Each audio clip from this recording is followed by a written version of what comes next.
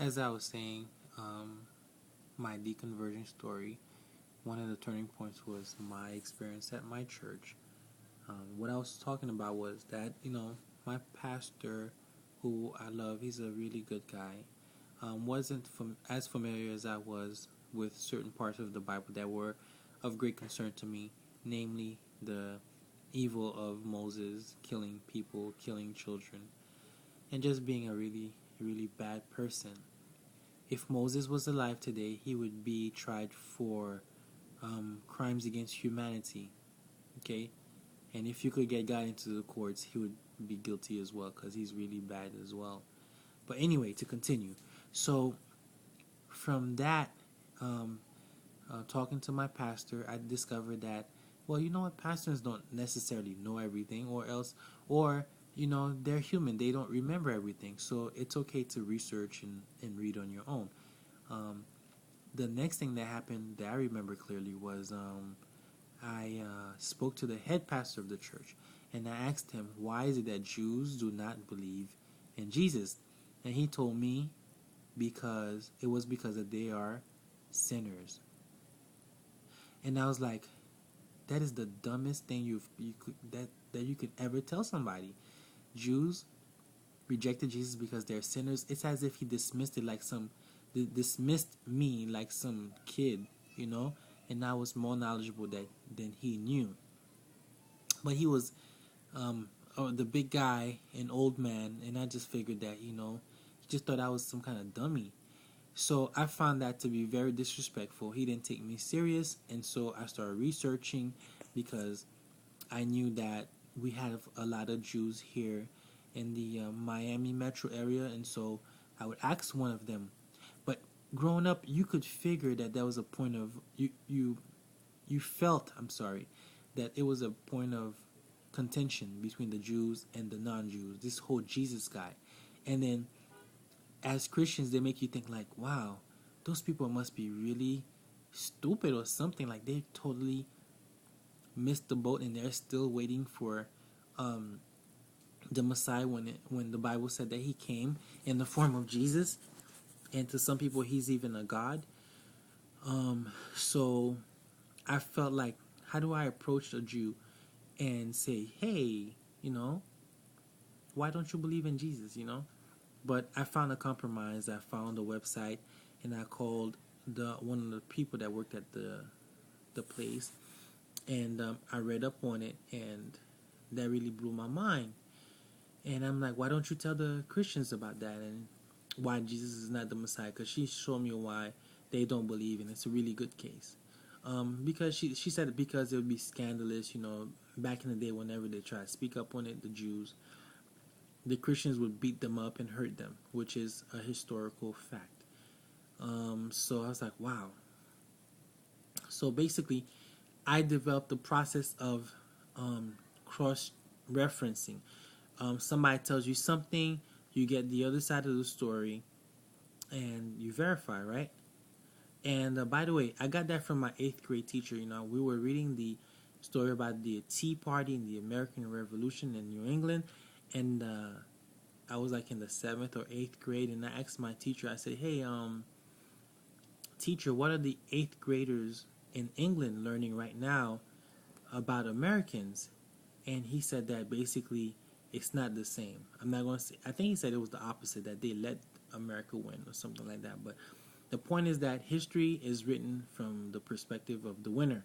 And if you're dead, you can't write history. So the Jews are going to write that they're like number one. Too easy, right? Makes sense. Anyway, so from the answers that my pastors gave me, I started researching on my own. I eventually went to like a house Bible study with another friend of mine.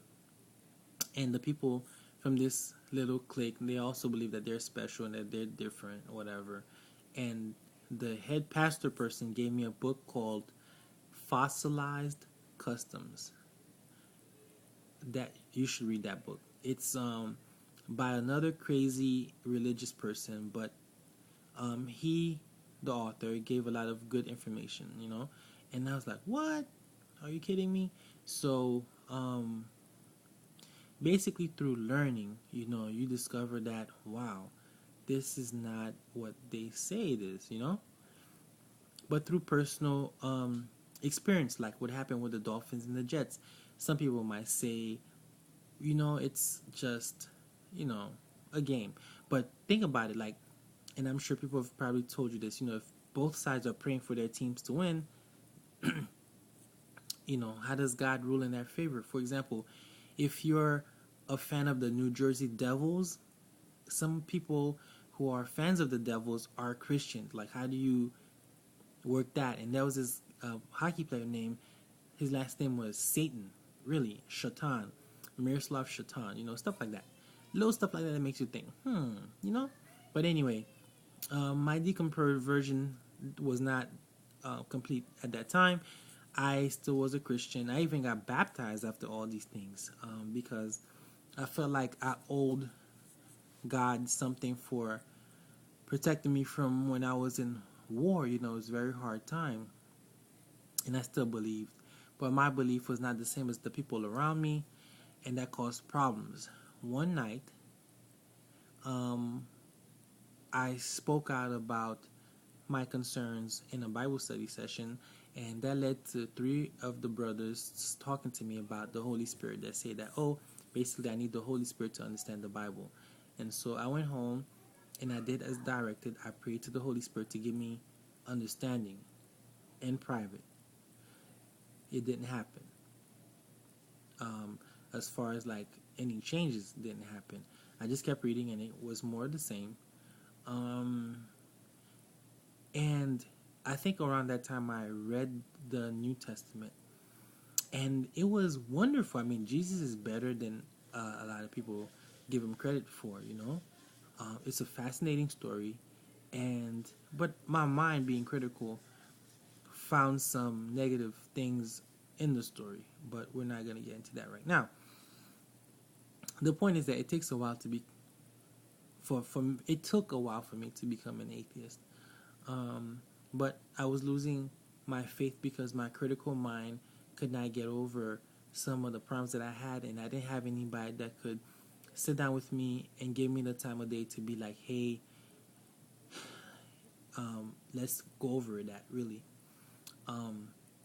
So things kept going worse for faith because I kept reading. Then I became really compassionate about talking out about it because I saw Hotel Rwanda, and I was really sad about how black people could kill other black people. And so to me, it didn't matter if the original people of the Bible were black.